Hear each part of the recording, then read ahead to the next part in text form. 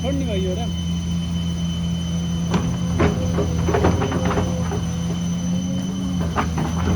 यो बार यो खन्नुभन्दा एकैचोटि खन्नु गएको पछि सोर्नु र काम खनेर पुग्दाखेरि धेरै नोक्सान भयो कि यिनी पाइप खेत अब यी गाह्रो कि हिजोदेखि आजसम्म आएर बल्ल त्यो पाइपले खायो अब फेरि पानी चलाउनु पर्यो फेरि यो कोइलियो गऱ्यो नि यो फेरि जान्छ त्यहाँ फेरि फाल्ने त्यहाँ फेरि पुर्छ काहीँको नछोडेर पुरै त्यसैसित घर भएको जग्गा नछोडेर खनाउनुहोस् न तपाईँहरू अब यहाँ जान्छ उहाँ जान्छ भन्ने त के बाटो खनाइ भयो त बस्छ नि खनेर सक्नु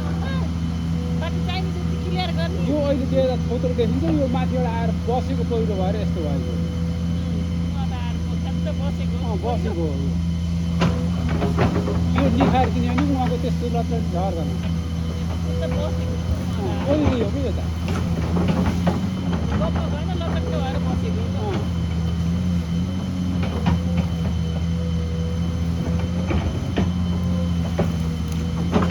यो त ऊ माथि सेउला भएबाट नकाटिँदा हुन्न यहाँ घुम्ती छ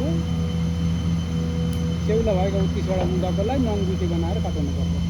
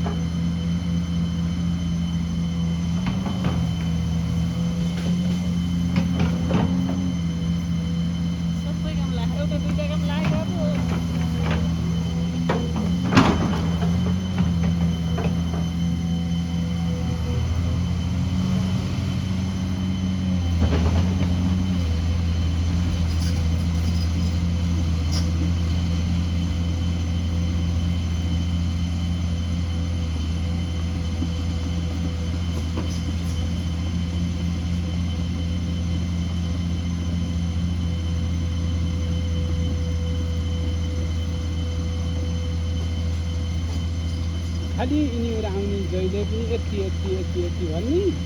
त्यहाँबाट फेरि छोरालाई फोन गर्ने त्यहाँबाट अवरोध निकाल्ने अरू ठाउँमा बाटो खन्यो नाली खन्यो कहीँ केही भएन अब खालि यसै गर्छन् त्यहाँबाट हुँ गएर बस्छन् परार अहिले त जे सुके होस् मैले त केही गर्दिनँ भन्थे बुढाले यसले बाटो पुग्दैन यसले बाटो पुग्दैन ऊ त्यो माथि सेउलो भएबाट उनीहरूकोलाई नङजुटे बनाएर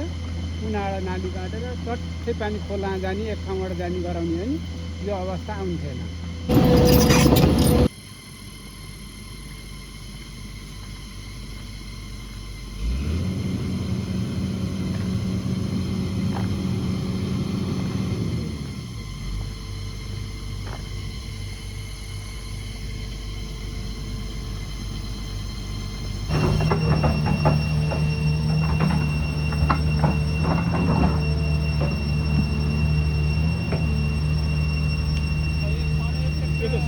लिएर